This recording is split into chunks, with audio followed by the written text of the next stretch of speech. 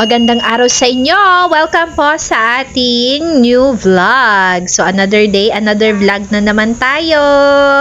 Ayan, guys. So, for today's ulam, guys, ang lulutuin namin ay nilagang baboy. Ayan, guys.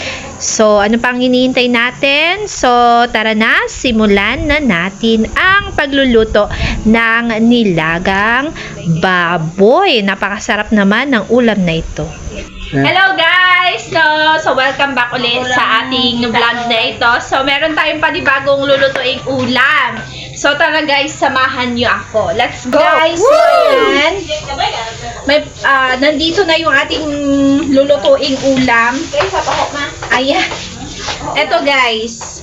Ayan siya. So, ilang piraso lang yan. Pero malalaki kasi ang gayat. Wow! So, gayatin ko pa yan para medyo marami siya. So, guys, ito ay karne ng baboy, no? Pero mahala ng kilo ng baboy ngayon. What? 400 daw ang kilo, sabi ng aking mother. Oh, no. Okay, let's go, guys. So, ayan, guys, no? Hugasan muna natin. Tapos, gayat-gayatin. Okay.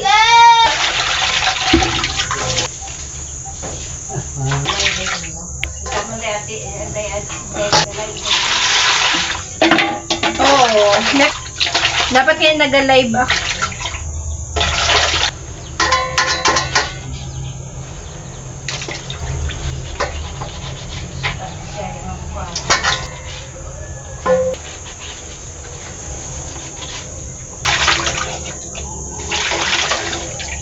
So guys, no, iniipon ko ang tubig kasi pandilig namin ito sa aming mga halaman kasi sobrang hina ng tubig sa amin.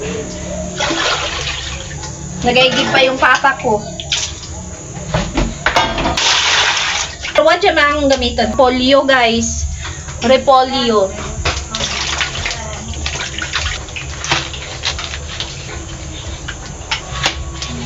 Saan?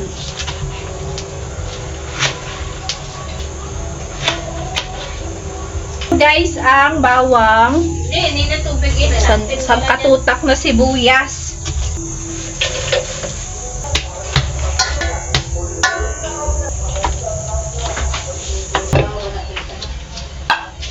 Natin ang karne kasi ito ay pakuluan pa. Ito ang gagamitin.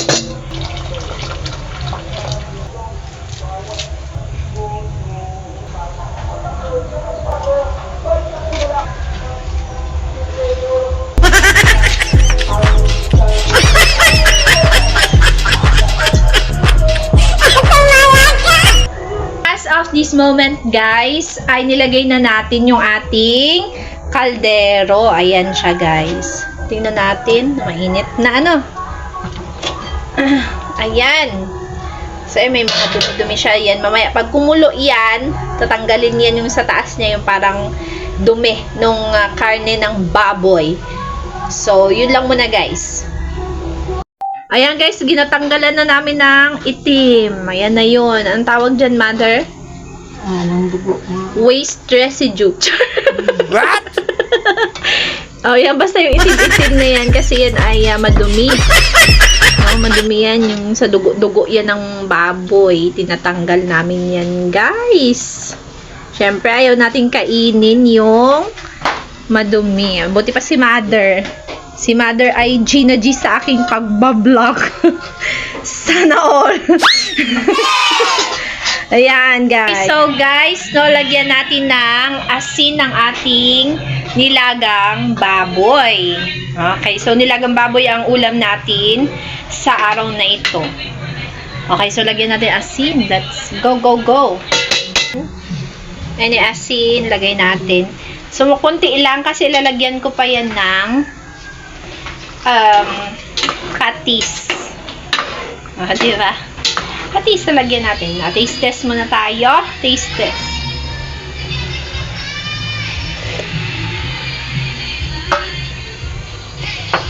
Kulang pa. Patis talaga ang dapat. Patis mo yun.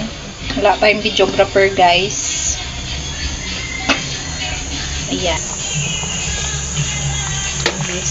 Taste test ulit.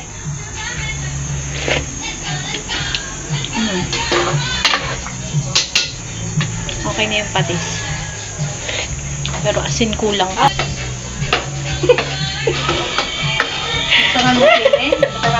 Wala pa. Taste test ulit.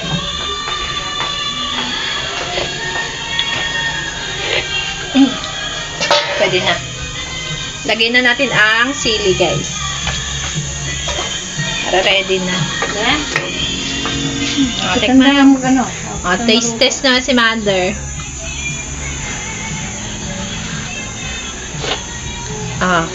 Alat-alat ang gani mo.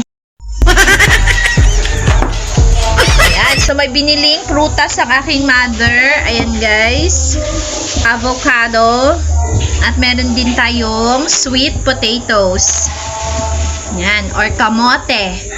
Ayan, guys. Okay, ayan, guys, no?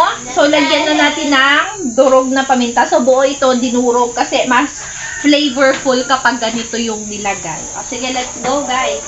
Mother. Ayan. Tapos, after natin lagyan ng paminta, ayan. Ito naman, guys, no, ang ating mga lamas. Ayan, may sibuyas and bawang. Okay, let's go.